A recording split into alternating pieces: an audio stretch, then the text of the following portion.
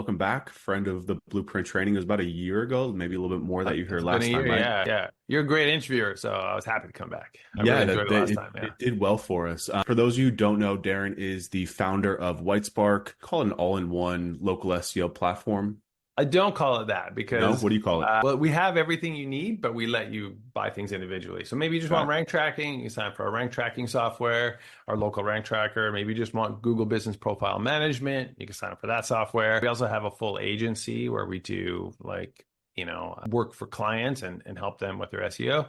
I'd say most agencies really outsource all their listings work to us. So they'll Okay. sign up for us and we do manual listing building and audit and cleanup and that kind of stuff. So yeah, Awesome. anyways, it's a local SEO, a suite of local SEO tools and software, And tools and services. Darren himself is also a wealth of knowledge. As I was saying, Darren, we were talking to your wife. I found you on Twitter, and your Twitter is really, really valuable because you are constantly pushing news, updates, and real data, I think, which is really important in the local space.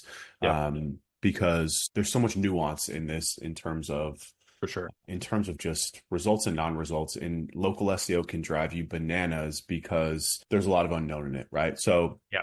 I've got a list of questions. Again, chat, go ahead, fire away. Anything that comes to your mind while I'm talking to Darren, please drop it in. We'll ask him as it comes up. So I want to start with reviews, Darren. We all know that reviews are one of the most, if not the most, maybe important local SEO ranking factor. You can address that in a second. But we work with law firms, right? Specifically, we do a lot of injury, accident, divorce. It's the United States. Unfortunately, we profit off people's pain here. It is what it is. Yep. So reviews in that space, some competitors have in the thousands, right? We're talking about like the Morgan and Morgans of the world. They are just constantly pumping out cases. They've got a really good review generation system to bring them in. Yep. When we work with a smaller firm, and this really applies to any business model, right, where reviews are being picked up because local SEO knowledge is widely known in the space. Yeah. Does the review type matter, right? Because something that we try and push on our clients, especially our newer clients, is saying, hey, you don't have the caseload right now to get 20, 50 reviews a month to keep pace with some of these other competitors. Right. But you did go to law school, you do know tons of other attorneys, you can reach out and get character references. Is that something that Google frowns upon? Is that something that would still be considered a good review strategy, or should it really be coming from actual clients or customers of the business? It's a perfectly fine strategy. It's actually within the guidelines. No problem with that at all. I like the character review, particularly for a kickstart. You just got a brand new client, they're kind of a new firm, they're just getting started. Those character reviews are good. They're valid. How many people do we have here? 32 at the moment. 32. I don't like to share this tip too wide and far because it's a really valuable competitive advantage. But because we're a small group, I'm going to say it to you and this group. I'm going to ask you all, keep it to yourself. Use it as your own competitive advantage. This is a tip that I don't see ever really widely spoken about. I don't see YouTubers talking about it. I don't see my contemporaries talking about it, but it is magic. And this is something that, as you mentioned, the reviews are super valuable for your Google Business Profile rankings. It's maybe the strongest lever you can pull on a regular basis to keep things firing and keep your Google Business Profile climbing or staying at the top. It's so important to have a steady stream of reviews coming in. But like you said, you're a smaller firm, you're just getting started. You don't have the caseload to compete. So there's nothing wrong, this is the tip, with asking for a review for the intake process. Okay, yeah, okay. Maybe you didn't close the case. Maybe you didn't spend the last 6 months working on it, getting the settlement, whatever it is. And now, okay, yeah, we got you your settlement we cut you the check. It's great. Signing off on the deal. That takes so long to get that freaking review, right? So what the tip is that someone calls your firm, you go way above and beyond. You might not even take that case. That might be a case that you're like, this isn't in our realm. We don't do it, but let me help you. I really want to help you. I'm going to give you this information. I'm going to tell you who to call. I'm going to tell you exactly where you can learn more about this. I empathize with your situations. The intake process has to be awesome. And at the end of the intake process, you're on the call, your people are trained to really do these calls well. You'd be like, so was that helpful? Have I helped you? I'm really sorry that we can't take your case, but have you found this helpful? Yes. Would you mind leaving us a review on Google? Oh my God, you've been so helpful. I'd love to leave you a review on Google. Cool. What's your email? I'm going to shoot you a link to our Google business profile.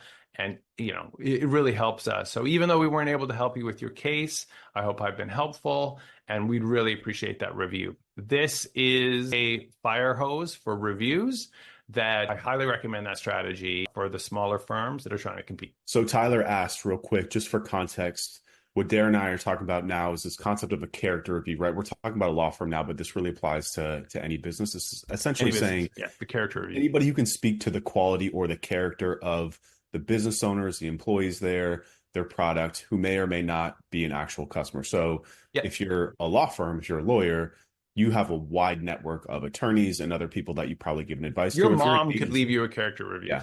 Yep, exactly. It's fine.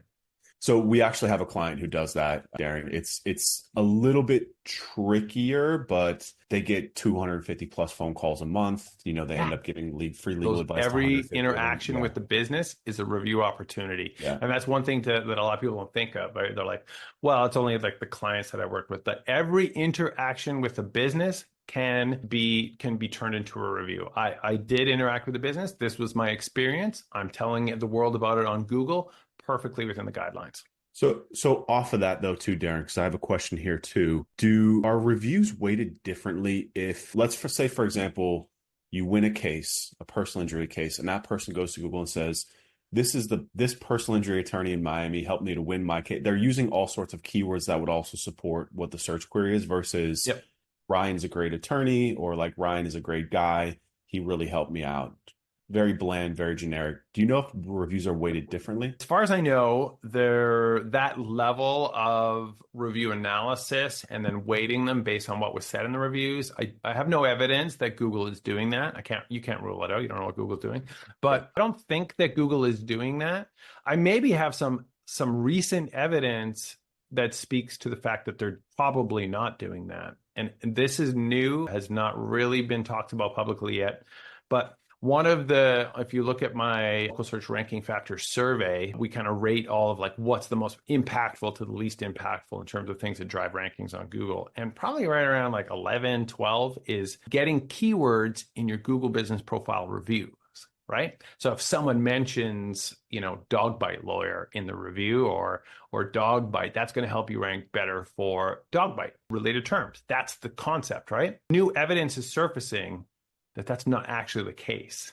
And so this has always been sort of everything is speculative to some degree, right? We try to test things and understand, does this impact rankings and what do we see? But this one here, we're starting to realize that we don't think Google's actually doing that. And there's a really great case that came out where Claudia Tomita, she had this situation where a client was not ranking it was a restaurant, not ranking for Caesar salad. They did not rank for Caesar salad. But it was one of their big specialties. They were kind of known for it. And they had like 50% of their reviews said Caesar salad because everyone raves about their Caesar salad. That's what they're known for. But they didn't rank for it. And so it was really fascinating that with this strong case, such a thing that they're known for, the keywords in all those reviews seem to actually have no impact. But she shot to number one overnight by doing one really interesting thing. In the Google business profile for restaurants, there's a menu. And their Caesar salad was called Insalata something something. And so it didn't actually have the word Caesar salad. And she changed it to Caesar salad in the menu. And then boom, they were number one. So that was really fascinating from the two perspectives. One, it showed us that Google is looking at menus and using the stuff in your menu. It really only applies to restaurants. But then the other thing that was so fascinating is that, like, wait a minute, maybe keywords and reviews don't have an impact on rankings. And so I'm doing a research project on it right now to really dig into that. I've analyzed hundreds of businesses and I pulled all their reviews, and I'm doing this whole sentiment analysis and keyword analysis in it. But to your question, I don't think Google is looking at reviews at the level that you described. But local guides, there's a pretty strong theory that is backed by some evidence that getting a review by a strong local guide is better than a nobody. So if your mom has never left a review on Google before and she leaves you a character review, it's potentially worth less than that 8-level Google local guide who's left 200 reviews all over your city for every place in town. Yeah, it'll also just lend to the fact that that's probably something that Google built in to deal with like churn and burn accounts that have been created just to leave a review, and then Precisely, I think that makes sense. Yep. Like that, which would make sense. Going back to the intake thing, right? Just to kind of piggyback off something else that, have a lot of these conversations, a lot of them behind closed doors, because a lot of these things are potentially a gray area, right? When it comes to Google, I consider myself a white hat SEO, but when you compete in some of the verticals that we compete in, you do anything that you can to get an advantage. And I talked to somebody who was using that intake review strategy, and what they were doing, this is pretty wild in the system that they had set up. And this is probably more black hat, but they were hiring secret shoppers. So a secret shopper is somebody that you pay like $100 to go through somebody's sales process or whatever that is. Who was calling the firms, and this was actually in the dental space. They were calling the firms on their behalf, right? Going through the entire kind of like sales process, and then afterwards they were getting paid just to secret shop, not to leave a review. But then afterwards, the dental practice would still ask them as a part of their process to leave reviews, right? And it was working very well. So essentially, the agency on their behalf, pretty gray hat, black hat stuff, but they were paying for secret shoppers. They were basically putting jobs on job boards for college kids for $25 each to secret shop like the dental kind of sales process. And then part of that client sales process, as advised by the agency, was to ask everyone who called and they helped for a review. And then those secret shoppers weren't technically being paid for reviews, right? We're leaving a review just after that. Very smart. It's a tremendous amount of work to do that. What we find works best is big setup. Yeah, what we find works best, honestly, is we've tried so many different things. We've tried some pretty significant automations through like Active Campaign, Go High Level, whatever CRMs that our clients are using. But they don't really, you have to be doing insane volume to get reviews from automations, right? We were sending text reminders or something. The thing that works the best for us, as we tell them, is like you just have to bake reviews as a part of your process, and it has to be somebody calling, and you have to get them the link on the phone while you're talking to them. Pick up the stay phone. on the line It's with them huge. while they do it. Yeah. Pick up the phone is going to get you that review way better than an email or a text message. Yeah, we get asked that a lot about like automations. Like honestly, you're gonna spend so much time setting them up. The success rate is extremely low.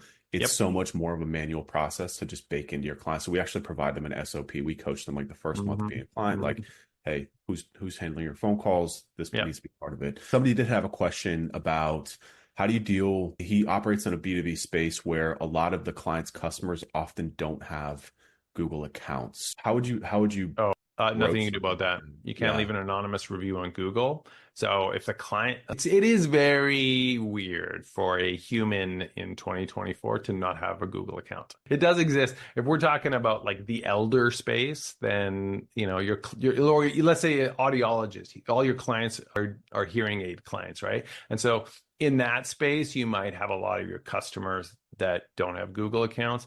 But anyone younger than 50's probably got a Google account today. But there is no way to leave an anonymous review, so there's no workaround. There is a workaround.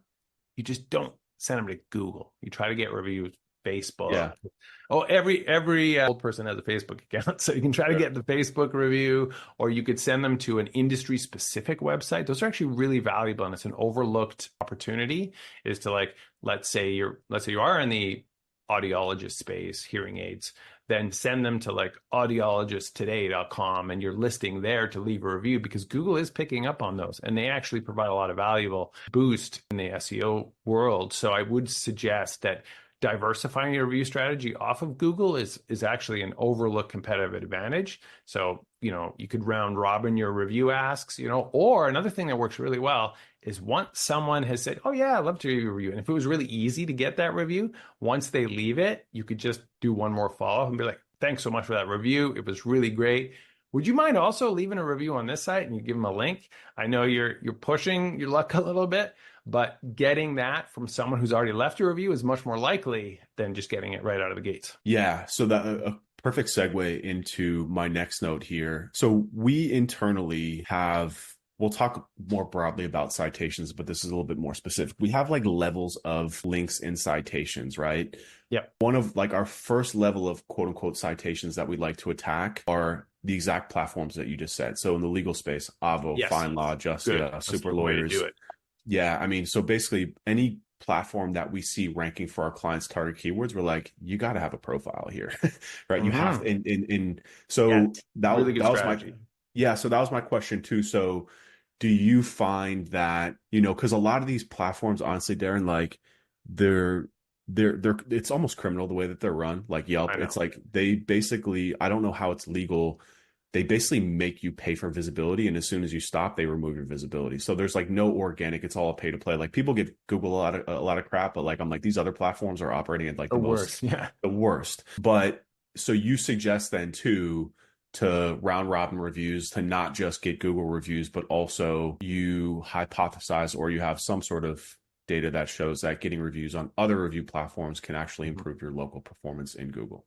I would call it a hypothesis. That's a very hard thing to prove, right? Like to get data on. So I would still call that a speculative thing, but we Sure. are, people are like they see that, oh, once my clients started getting more reviews on more sites, rankings were positively impacted. And so those are all kind of gut feeling things like, oh, maybe it wasn't that. Maybe it was because you added all those pages to your website or you got some links. Like it's really hard to segment and really pin the benefit on, but it's like what people are seeing and feeling. And that's actually where the local search ranking factors survey comes in, because it's like we did these things, we noticed positive benefits from doing it. And so it's one of those things. And I would say your strategy where you just Google the keyword, right? Like, criminal defense attorney, Chicago. Like you have a client, that's their thing, right? And then you look, that directory is showing up. This directory is showing up. When you see those directories and those results, those are your targets for one, making sure you have a listing on them.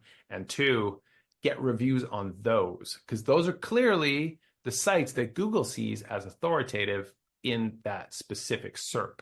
And I would do that for like, murder lawyer or DUI lawyer, like whatever the term is, like just keep hitting all those terms and really pay attention to the directories that are in there. And then, yeah, one, get it listed, and two, drive some reviews to those. Because one of the ways that those sites themselves do their internal rankings, in fact, the only thing I've actually seen impact rankings within that site, right? I'm like, okay, I'm going to get a listing on DUIlawyers.com. Okay, I got a listing in Chicago. There's 200 other lawyers listed here. I'm now on page 25. How do I get me to page 1? And it's reviews every time. You get reviews because only, 4% of the lawyers on that site are getting any reviews because they don't think about this. They all put it to Google. And so you start getting reviews and then boom, you're on page 1 as soon as you get like 1 or 2 reviews. And then you get like 5 reviews on that site and like, boom, you're like the very top on that site. And that drives direct leads Yeah. plus benefits your SEO. Yeah, it's funny. The past 2 years, like our off-roader agency has really focused much more on local SEO over anything else because Yep.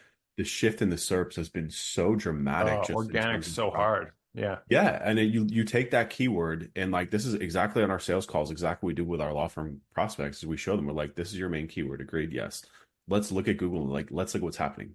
LSA's on top. Easy to put some money there. I have some questions Yep. about LSAs later we'll talk about too. Okay. Paid search, maps pack, and then you get to the organic listings, and those organic listings, it's only about 50% openings for actual websites. The other Mm-hmm. ones are those aggregator websites, right? We call them like tier one aggregators, Yeah. where Mike. Yeah. no, go ahead. I was going to say, like, Google's obviously telling us too that, like, this is what people want to see for these queries. So now Exactly. we build those profiles for our clients if we don't have them. We basically just take our same GBP optimization process and apply to those too, like image, Yep. likeness, and et cetera, et As cetera. complete as possible. Exactly. Yeah. Yep. So, but a question about that. This is actually coming from my internal team member. We do those manually, right? Internally, we have a Yeah. VA, a small VA team that does a lot of our GBP stuff. But we do you so like at Whitespark, is that part of like your citation package? Do you classify those as citations, or you classify that like a Facebook page, or it's like you need to create this internally at the brand level? So it's part of our citation work. So that is one of the things that people outsource to us. So we have 2 different types of citations you can buy. You can buy generic citations, and that's like super pages, merchant circle, all the basic like directories that cover all the different industries. And then we have what we call industry slash regional citations. And so those are slightly more expensive. And that's what you just said. It's like the lawyer sites, the city specific sites, like, chicagobusinesslist.com, for example. So we have a service where we'll specifically build citations on those sites as well. And our mandate is always to populate every possible field that the client has given us data for. So sometimes it's really sad that someone will submit an order and all they give us is name, address, phone number, and a logo. It's like, well, we're going to do it. That's what you ordered. But the dream is when they give us just everything, so much information, like you said, like everything from the Google business profile, just so that you can really build it out, because that is another thing that will help you stand out on those sites. Got it. But yeah, we do those as part of our service. Got it. So let's talk about negative reviews for a second. Okay. So I'll just kind of give you our quick checklist process, and and you can let me know how we can improve it, or because we get a lot of questions about this too from the community. So okay, a negative review comes in for a client. Yep. We always, as an agency, we like to try and get to it before the client does, because even though it's not our fault, a lot of the times they'll be like, hey, you didn't see this 1-star review, and it's just sitting there staring me in the face, right? So first thing is we try and flag it. Second thing that we'll do is we don't respond to it. We will always try and get it removed by Google through the link that they provide. Success rate there being very low. Then after that, then we will try and find the person and reach out to them manually and say, is there anything we can do to change this? Again, very low success rate, because a lot of times, especially negative reviews, they come from either fake profiles or anonymous profiles intentionally. And then 3, then we will respond to it and kind of give the brand side if both of those 2 things fail.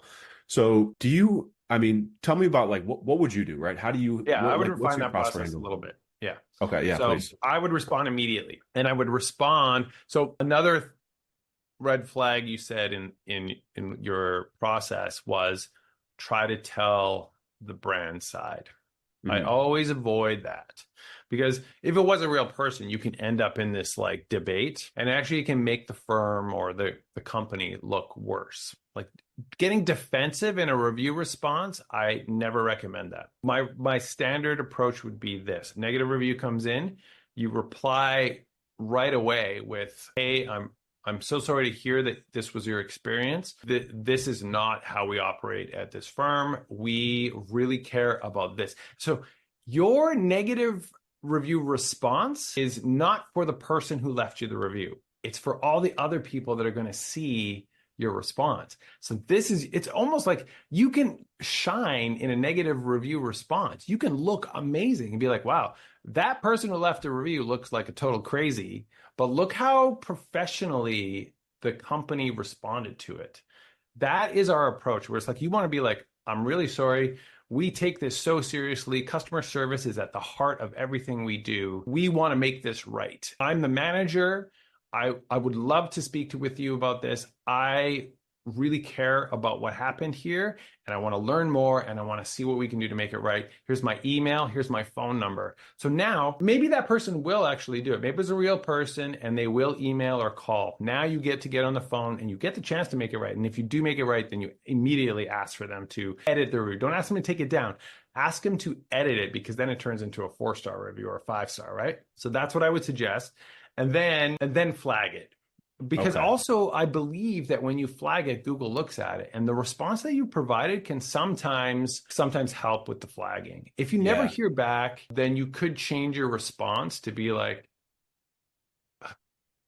we've never interacted with a Christine Lebrev. Like, we don't know who that person is. That person never actually worked at our, never serviced our firm. But Christine, if you're using a different name, please contact us. We want to try and make it right. That way, then you're doing that. Then you report it, and then that actually might help the person reviewing it at Google to be like, yeah, this is a fake thing. But Google is very unlikely to take a negative review down. Yeah. So the reason why our process was built around not responding first, because we had been told that could potentially then kind of like admit to the fact that this is a real review. Because I think the only shot that you have of getting a review actually taken down by Google, if it's like egregiously spam, or if somehow they can like find out that that account, yeah, because like spam bad reviews are like negative review attacks are like something that happens a lot in the The industry that we're attack working in, is right? where Google will probably, like, if you just get a flood of negatives, then that's obvious, and so you can see that. But I often, like, if you've got let's say you have a 5.0 rating and you get a negative review and your review rating drops to a 4.9, that's a dream come true, because people don't trust a 5-star rating. They're like, oh, these are all fake reviews. I don't even believe this business, because no business is perfect. And so my ideal star rating is 4.7, 4.8. That's really perfect. And so don't stress about a negative review, because sometimes the negative review gives you this chance to really look good to the future prospects, because oftentimes a negative review, the person does look like they were unreasonable. And so having a very reasonable response to that, the negative review could benefit you more so than hurt you. Yeah, we bake it into our process for clients that we help them to Of manage course, yeah, and clients dispute want that. reviews. But like, I don't think we've got, to be honest with you, I don't think we've ever gotten a review taken down by Google. We've No. disputed hundreds of them at this point. So that was why I was asking about our process. Maybe there's something, and I agree that the 5.0 rating is too much, especially when you've got like a significant amount of reviews. It's suspicious. Yeah. Yeah, I'm just jaded as a consumer, you know. There's no way that every single car accident attorney has a 5-star review. It just does. It's just not the way the industry works. Yeah. Somebody also asked too in the chat here, what about the people that were never a customer, or just, I'm assuming, Jessica, that you mean maybe like spam reviews, like clearly spam reviews. Is it best to just submit Google's form? And it's a great question. And the trouble is you can never prove that. Yeah.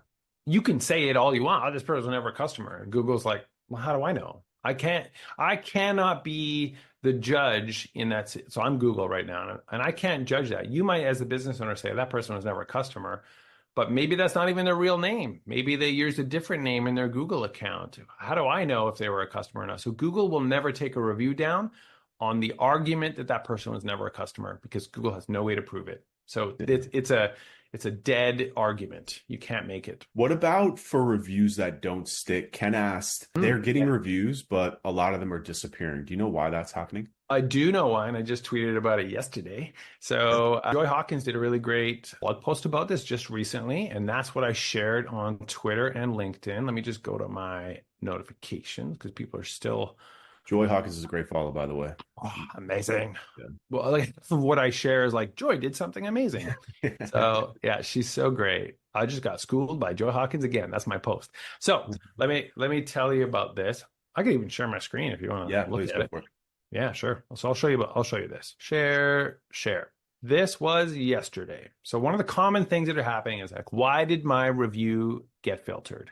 So Joy has some answers. So she wrote this blog post. So there's two things that can happen. Either the review is manually removed by Google because they violated the guidelines. So, you know, the person said a swear word, or they said one of the stop words that Google will do. That is rare. What's usually happening is that the review was automatically filtered out by Google spam filter. They're looking for unnatural patterns.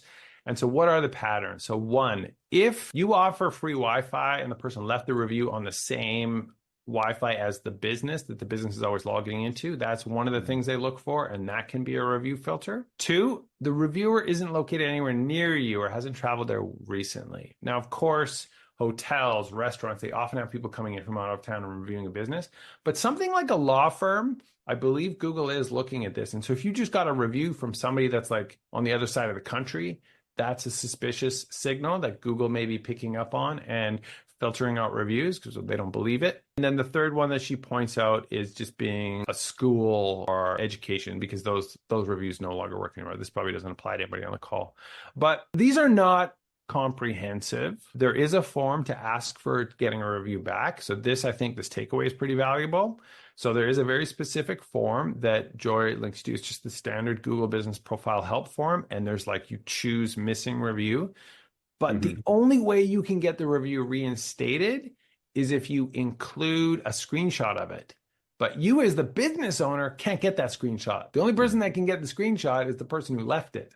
So now you have to talk to John who left you the review. Hey, John, your review didn't show up. I know you said you left it. Thank you.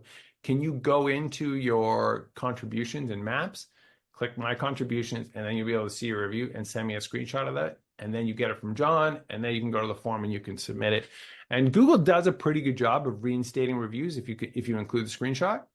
So that is one way to get them back. But I feel like this is a good post, and Joy has touched on a couple of these things, but there's more to it. And in fact, Mike Blumenthal has the most comprehensive post. It was actually written a couple of years ago, but let me find it for you. Near Media. I would imagine a lot of them are probably under some bucket of the first one where it's like, yeah, I mean, one of your employees left a review, or like your wife left you a like review. there are little things, but Mike has more to it in here. And one of the ones that I think is really valuable to point out is that Mike identified that the newer the business, the more likely reviews will be filtered. I believe that a newer business is under higher scrutiny, and Google filters out more reviews. So this post here from Mike Blumenthal, Near Media Review Algorithm, you will find it if you Google it. This is still, even though it's written in 2022, the greatest explanation about Google's review filter. That's what Mike wrote this a couple months after they launched the new filter, and this explains what's happening and what to do about it. Perfect. All right. So we get a lot of these questions too, Darren, in our Slack community about just like overall GBP verifications, just getting them removed a lot. I see it happening a lot with a lot of our clients, if you will. Just talk me through that. So we know that they've gotten much more stringent about, video recordings, getting those submitted. Is it just bad customer service on Google's part? Is it just too much volume? Like, what's kind of the core reasons why Google Business Profile either doesn't get approved when it's a real, actual commercial office space, sign on the door, video verification, or just Google Business Profiles just get removed that are legitimate? I'm not talking about like, Regis Office spam ones that you might have expected to churn and burn, but like real ones. I see this happening a lot in our community a lot. Do you have any insight there? Yeah, when you say removed, you mean suspended or unverified? I guess both. You can just, if you don't want to touch on both of those. Yeah.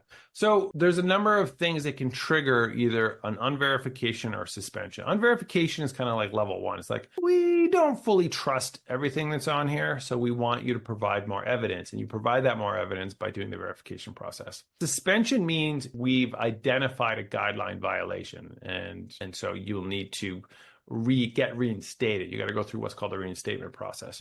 But let's just speak about unverification, which happens, or you're creating a brand new office and you need to get verified. So typically, if your verification fails, it's because you did not present the evidence that Google was looking for. And the evidence that Google is looking for, I'll try to give you a list here. And so official documents, really important. So let's say you have an EIN number, something with your EIN number from the IRS, a statement from the IRS, anything related to your taxes.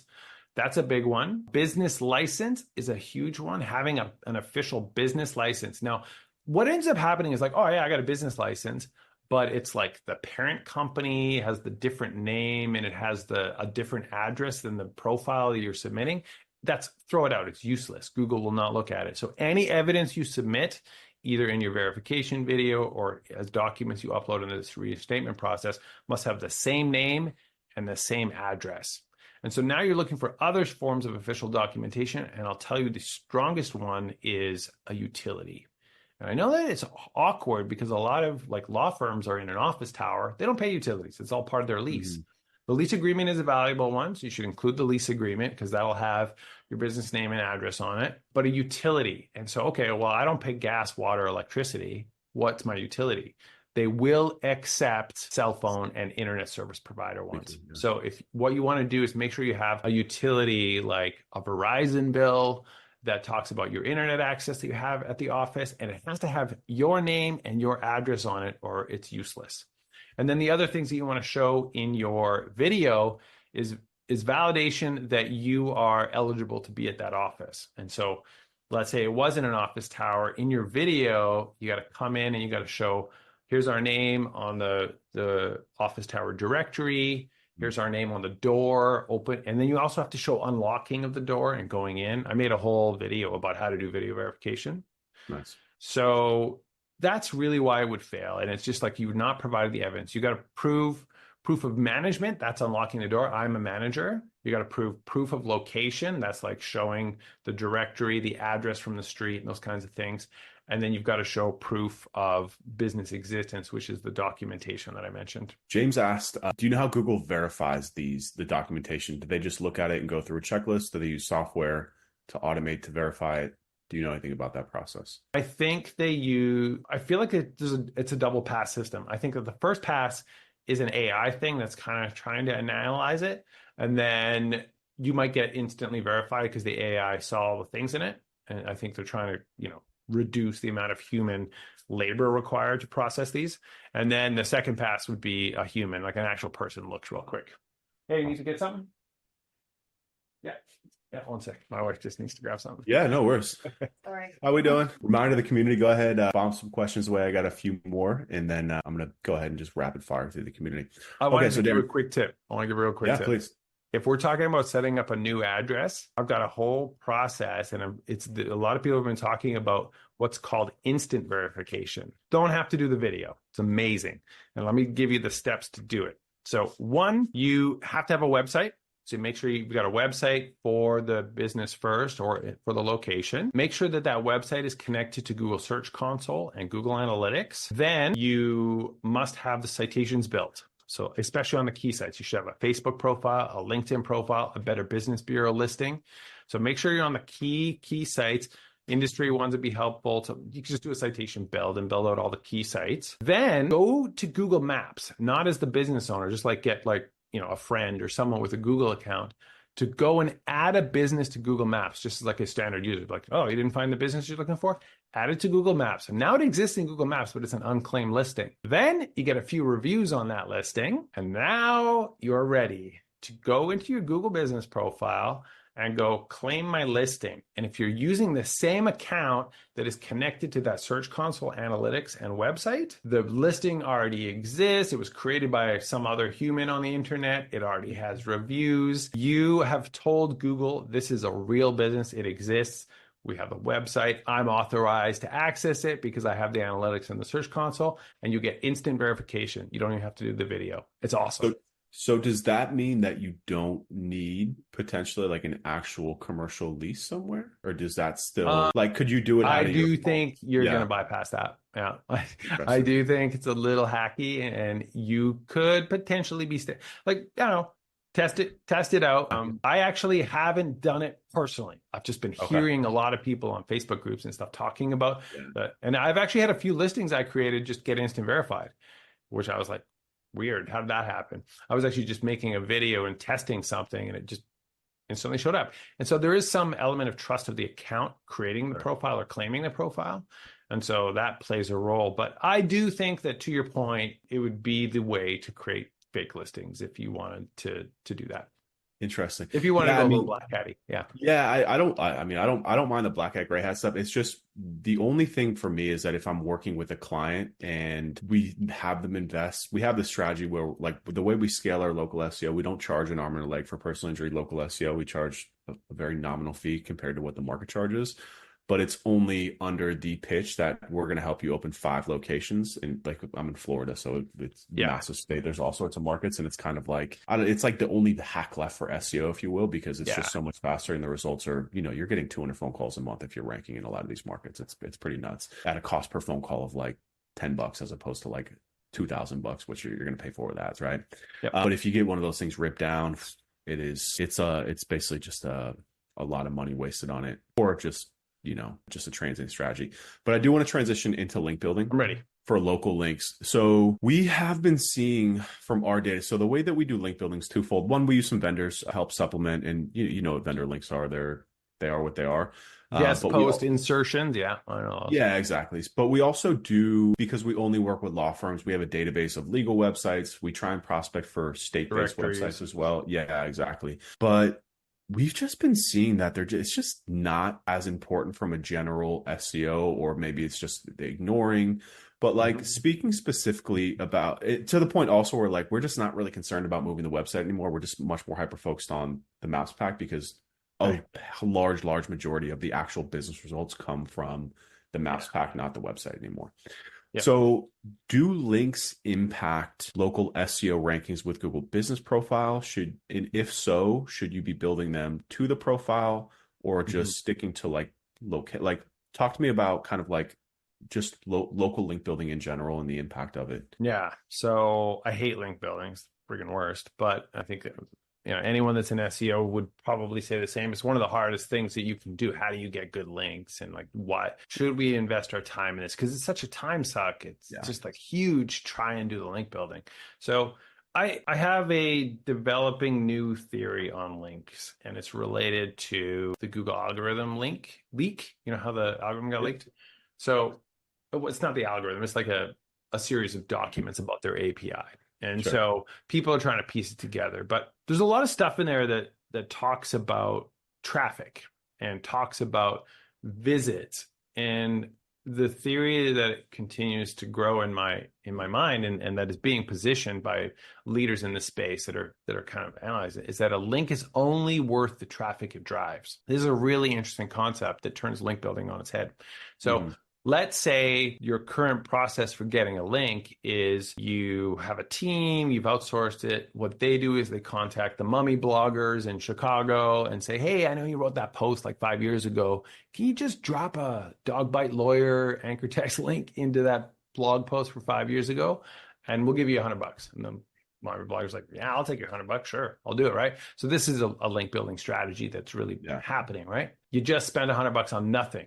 Zero value, I believe, because that's a dead post. It doesn't exist anymore. It's like it's Google's link system, I believe, depends on following traffic through Chrome. The leak showed that Google using Chrome data.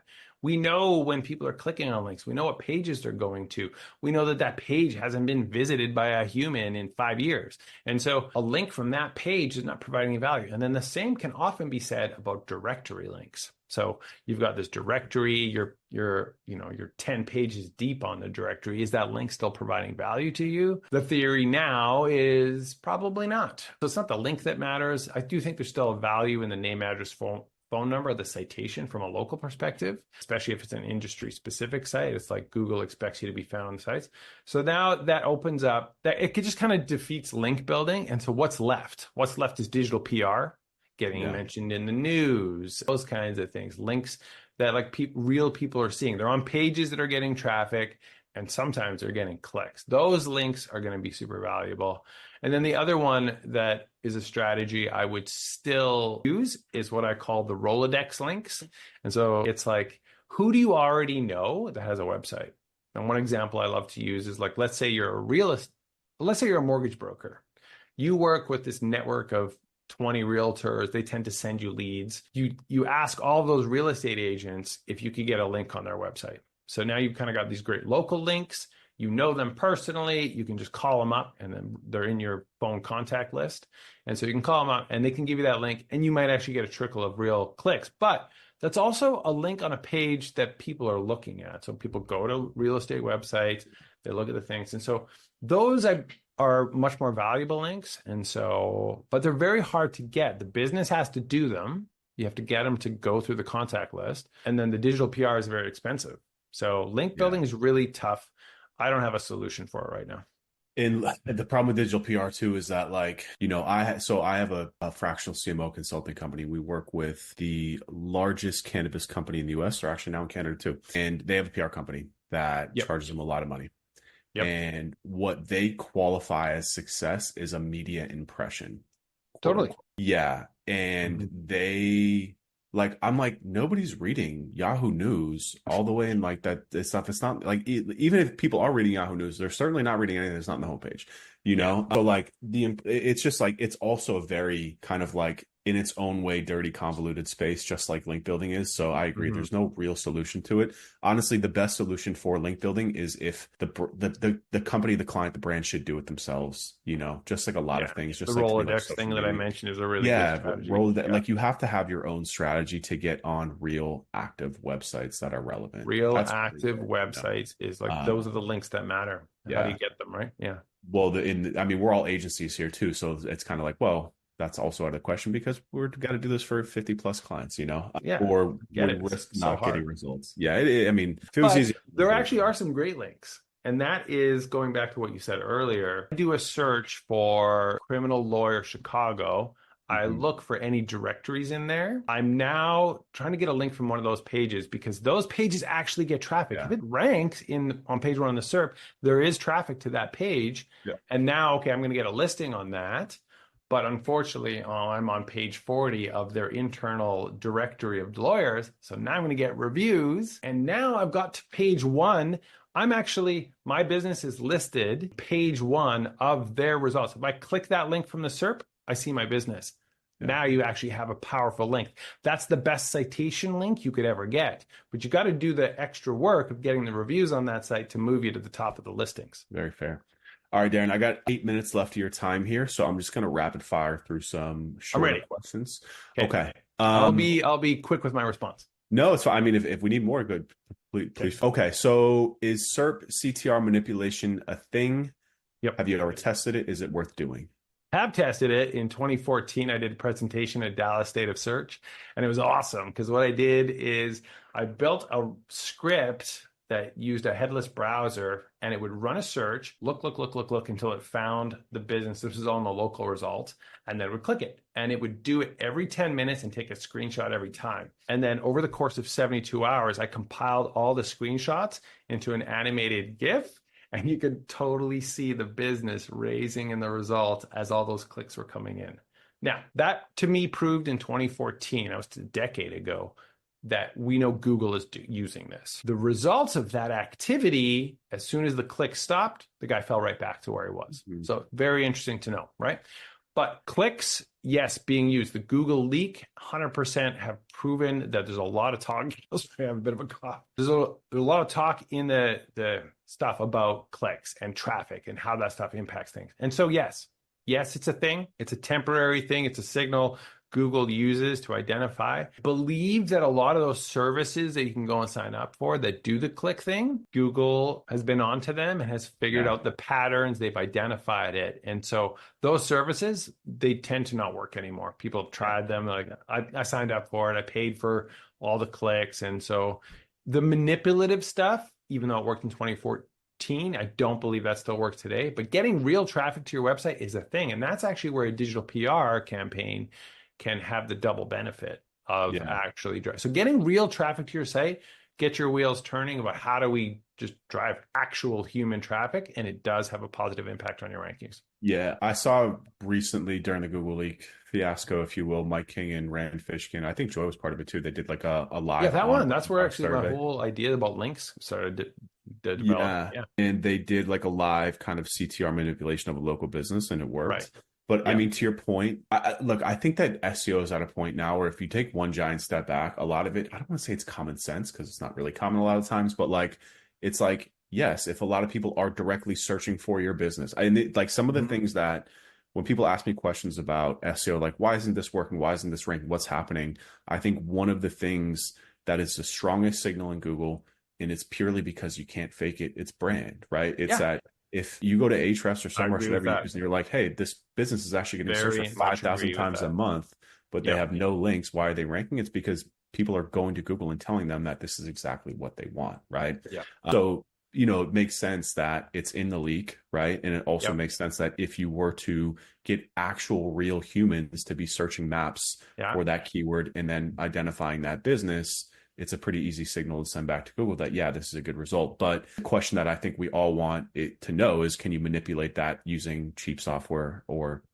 I think the answer teams? to that question is no. You can't really I would manipulate agree. it. But what can you do to drive more traffic to your website? What if you held a contest where you're selling Taylor Swift? You're giving away Taylor Swift tickets, right? And to get them, you have to go to the website. I don't know, like just what are some things you can do to like just drive massive amounts of traffic to your website? And will you see the ranking benefit of those?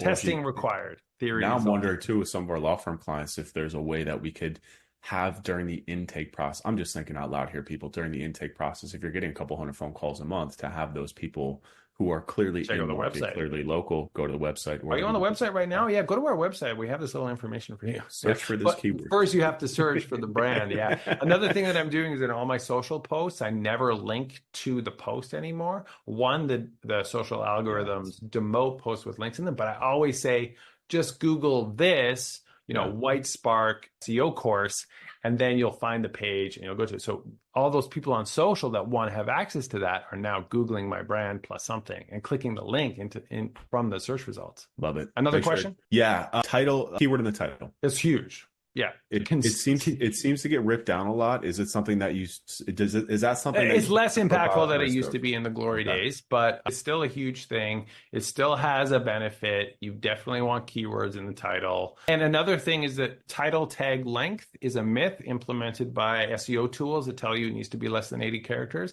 That's all BS. So I actually love to just freaking keyword stuff the hell out of the title tag at the very end of it. So I have like a nice conversion based title that we want people to click on, but then I'll put like important keywords at the end. And I also like to stuff like neighborhood names and all that kind of stuff at the end of the title tag. Will that put the profile at risk? Like if it's like Ryan Stewart, lawyer, like Miami DY lawyer, right? Does that, if you keep on getting it taken, Google keeps on removing that, are you putting the profile at risk by re-adding it? Well, Google doesn't remove it. Google has two things. They have the title tag as you put it, but Google almost rewrites all of them in the display based on the search. You'll actually see the same page have different title tags. Google rewrites it. So it's not removed. So you don't have to worry about it being removed. It's still there and it's still providing the SEO value, but Google is trying to display things in a way that are better for what they think is better for the users. We're talking about Google Business Profile, right? Or are you talking about website? Oh, I'm talking about website title tag. Oh no, no. I'm talking. Sorry, that's not the title tag. That's your business name. Yeah, so keywords in the business name is still 100% the most impactful local ranking factor you can have. It is absolutely stupid going from position 80 to number 2 overnight because of keywords in the business name, and guess what? Google doesn't suspend for it or penalize. But what'll end up happening is that your competitors will be doing what's called spam fighting, or the agencies of your competitors will do spam fighting and they take the keywords out of the name with suggest and edit. And so it's this constant battle of changing it. But in order to do it properly, you should actually rebrand. So if your business name is Ryan Law, change your business name to Ryan Chicago Injury Lawyers. It's just a better business name for that massive benefit of keywords in the name. But then you have to change your logo. You got to change your official documentation. Google might ask you to re-verify. You got to show that on your tax return and your utility bill that that's actually what your business name is. And then it's legit. And you can register what's called a DBA, a doing business as, and Google accepts those. But then you're going to run into this problem where your competitors are still stripping your keywords out of your name, which is very annoying, even though that's legitimate your name. And that's when you sign up for our $1 a month Google Business Profile Management software, which we can turn on auto reject. And so anytime someone makes a change, I have a few lawyers that do it, and we have people like 5 times a day trying to strip the keywords out of our name. And I see the alerts come in and I know our system is going to push it right back, and we just don't even think about it. Do you have time for 2 more quick questions? I got time. Yeah. If you guys all have time. Okay. Google Business Profile posts, worth it? Any value there? Yes, worth it. Low value from a ranking perspective. Don't do it for rankings, but do it for the competitive advantage. And don't do the stupid thing that people do where they treat Google Business Profile posts like a Facebook post or an Instagram post. Nobody looking at your Google Business Profile is currently your customer. They're not your followers. They don't care about your news. They don't care that you hired somebody. They don't care that you're wishing them a happy Thanksgiving. That's the stupidest Google post. Your Google post should be designed to sell. They should talk about your services, why you're the very best. They should highlight like a great review you got. Your every post, consider it an ad. It's an ad on your profile to convince people why they should hire your business. They don't get a ton of visibility, but when they do, they can really convert. So worth it? Yes. Do it. Just do it the right way. Okay, perfect. Last question here. Tim said, where can we find more info about Whitespark industry-specific citations? I looked on their website, but I can't find that specific service. It's under the listing service, and then it's a custom, like you'll look at our plans. And so you can choose either like our premium package or comprehensive. Just go custom, and that's where you can just like, okay, I want to order 10 general and 20 industry specific. So that's where you'll find it. Awesome. All right, Darren, thank you so much for your time. I appreciate it. I love it. Thanks for all your great questions. I talk about this all day long. So yeah, check me out on all the socials. I also have a great YouTube channel. I'm on TikTok. I'm on Threads. I'm on LinkedIn. I'm really everything that I post on Twitter. So you can find me on any of the channels. And thanks for watching. See you guys.